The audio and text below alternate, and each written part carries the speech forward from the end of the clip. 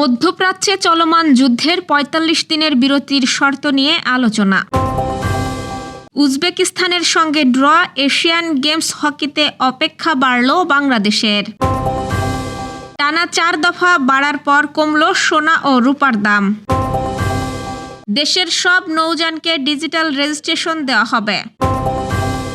এইচএসসির private পরীক্ষার্থীদের registration শুরু। বাউল শিল্পী আবুল সরকারের হাইকোর্টে জামিন। সাতক্ষীরার খোলপেটুয়া নদীর বাঁধে ভয়াবহ ভাঙন। দর্শক, শুনছিলেন দিনের শীর্ষ খবরের প্রধান শিরোনাম। এবার বিস্তারিত। তার আগে আমাদের ইউটিউব চ্যানেল সাবস্ক্রাইব করুন এবং সব খবর পেতে ফেসবুক পেজ ফলো করে রাখার পাশাপাশি ওয়েবসাইট ভিজিট করুন। যুক্তরাষ্ট্র, ইরান ও আঞ্চলিক কয়েকটি মধ্যস্থতাকারী দেশ সম্ভাব্য ৪৫ দিনের একটি যুদ্ধবিরতির শর্তাবলী নিয়ে আলোচনা করছে।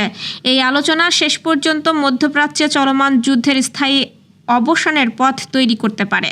গতকাল রোববার এমনটাই জানিয়েছে মার্কিন অনলাইন সংবাদ মাধ্যম এক্সিওস।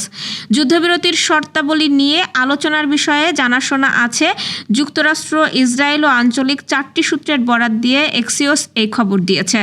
সূত্রগুলো জানিয়েছে আগামী ৪৮ ঘন্টার মধ্যে একটি আংশিক চুক্তিতে পৌঁছানোর সম্ভাবনা ক্ষীণ, কিন্তু এই শেষ মুহূর্তের প্রচেষ্টাটি যুদ্ধের নাটকীয় বিস্তার রোধ করার একমাত্র সুযোগ, যার মধ্যে ইরানের বেসামরিক অবকাঠামোর ওপর ব্যাপক হামলা এবং উপসাগরীয় দেশগুলোর জ্বালানি ও পানি সরবরাহ ব্যবস্থার ওপর প্রতিশোধমূলক হামলা অন্তর্ভুক্ত থাকবে। ইরানের প্রতি প্রেসিডেন্ট ট্রাম্পের দেওয়া ১০ দিনের সময়সীমা আজ সোমবার সন্ধ্যায় শেষ হওয়ার কথা ছিল, কিন্তু রোববার ট্রাম্প তার সময়সীমা ২০ ঘন্টা বাড়িয়ে দেন এবং ট্রুথ সোশ্যালে মঙ্গলবার রাত ৮টা পর্যন্ত একটি নতুন সময়সীমা ঘোষণা করেন। উজবেকিস্তানকে হারালেই সেমিফাইনাল নিশ্চিত হয়ে যেত বাংলাদেশের।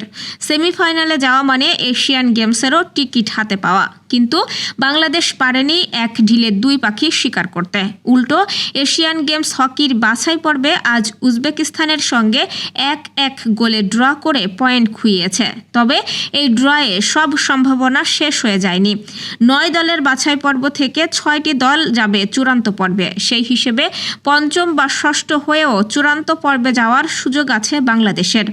বাছাই পর্বে ৩ ম্যাচে ১টি করে জয়, হার ও ড্রয়ে ৪ পয়েন্ট পেয়েছে উজবেকিস্তান। বাংলাদেশের পয়েন্টও ৪, কিন্তু গোল ব্যবধানে এগিয়ে থাকায় বি গ্রুপ থেকে সেমিফাইনালে নাম লিখিয়েছে উজবেকিস্তান। হকির বাছাই পর্ব শেষ হবে ১০ এপ্রিল। এখন পর্যন্ত এশিয়ান গেমসে ১১ বার অংশ নিয়েছে বাংলাদেশ হকি দল। এর মধ্যে ১৯৭৮ ও ২০১৮ সালে ষষ্ঠ হওয়াই সর্বোচ্চ সাফল্য। টানা ৪ দফা বাড়ার পর অবশেষে দেশের বাজারে পতন ঘটেছে সোনার দামে। বিশ্ববাজারে দাম কমার পরিপ্রেক্ষিতে এবার দেশের বাজারে ভালো মানের অর্থাৎ ২২ ক্যারেটের সোনার দাম ভরি প্রতি ২,১৫৮ টাকা কমিয়েছে বাংলাদেশ জুয়েলার্স অ্যাসোসিয়েশন। এর ফলে দেশের বাজারে প্রতি ভরি ২২ ক্যারেট সোনার দাম এখন দাঁড়িয়েছে ২,৪৫,৮১৯ টাকা। আজ সকাল ১০টায় সোনার দাম নতুনভাবে সমন্বয় করে বিজ্ঞপ্তি প্রকাশ করেছে বাজুস। এই সময় থেকেই নতুন এই দাম কার্যকরের ঘোষণা দিয়েছে সংস্থাটি।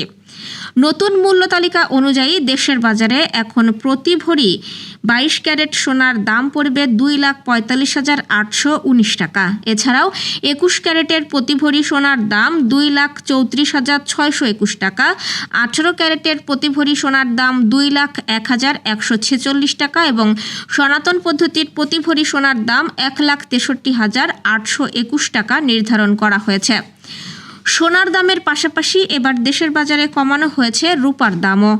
এবার ভরিতে ১৭৫ টাকা কমিয়ে ২২ ক্যারেটের ১ ভরি রূপার দাম নির্ধারণ করা হয়েছে ৫,৫৪০ টাকা। এছাড়াও ২১ ক্যারেটের প্রতি ভরি রূপার দাম ৫,৩০৭ টাকা, ১৮ ক্যারেটের প্রতি ভরি রূপার দাম ৪,৫৪৯ টাকা এবং সনাতন পদ্ধতির প্রতি ভরি রূপার দাম ৩,৩৮৩ টাকা নির্ধারণ করা হয়েছে। নৌ পরিবহন মন্ত্রণালয় ও সেতু বিভাগের প্রতিমন্ত্রী রাজীব আহসান বলেছেন, দেশের নৌপথকে নিরাপদ, সুশৃঙ্খল ও আধুনিক করতে সব নৌযানকে দ্রুততম সময়ের মধ্যে ডিজিটাল রেজিস্ট্রেশনের আওতায় আনা হবে। পাশাপাশি নৌযানের সুষ্ঠু নিবন্ধন, পরিচালনা এবং নৌপথের শৃঙ্খলা প্রতিষ্ঠার লক্ষ্যে একটি পূর্ণাঙ্গ নীতিমালা প্রণয়ন করা হবে।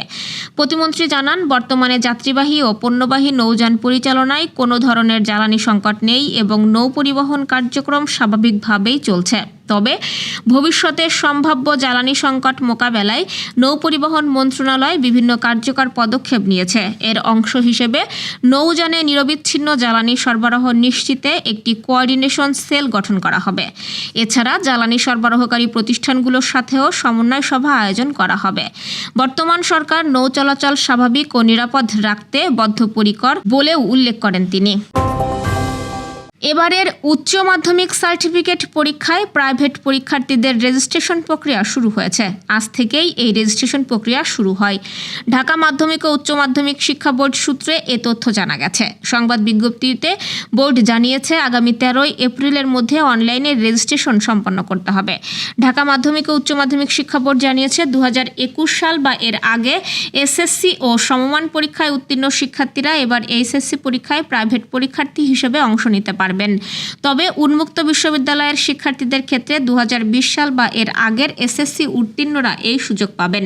বোর্ডের তথ্য অনুযায়ী প্রতিটি শিক্ষার্থীর তালিকাভুক্তি ফি নির্ধারণ করা হয়েছে 100 টাকা। আগামী 13 এপ্রিলের মধ্যে অনলাইনে ফর্ম পূরণ শেষে 15 এপ্রিলের মধ্যে পূরণ করা ফর্ম ও নম্বরপত্রের মূল কপি বোর্ডে জমা দিতে হবে। এছাড়াও যারা কারিগরি বা মাদ্রাসা বোর্ড থেকে উত্তীর্ণ হয়েছেন তাদের নম্বরপত্র সংশ্লিষ্ট বোর্ডের পরীক্ষা নিয়ন্ত্রকের মাধ্যমে যাচাই করতে হবে। ধর্মীয় অনুভূতিতে আঘাত দেওয়া সহ ধর্ম অবমাননার অভিযোগে গ্রেপ্তার বাউল শিল্পী আবুল সরকারকে জামিন দিয়েছেন হাইকোর্ট। বিচারপতি আতোয়ার রহমান ও বিচারপতি সগির হোসেনের সমন্বয়ে গঠিত হাইকোর্ট বেঞ্চ 6 মাসের জামিন দিয়েছেন তাকে। পাশাপাশি এই বিষয়ে রুল জারি করেছেন আদালত। আদালতের আবেদনের পক্ষে শুনানিতে ছিলেন আইনজীবী গাজী কামরুল ইসলাম সজল।